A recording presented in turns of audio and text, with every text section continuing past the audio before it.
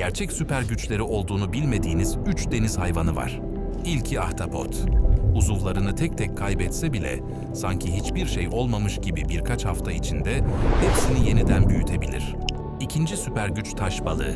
Sırtında birden fazla iğne taşır ve resifler arasında kusursuzca kamufle olur.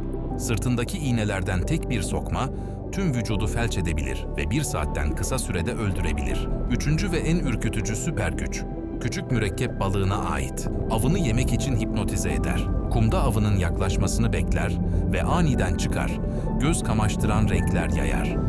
Avı, olan biteni fark edemeden yok olur.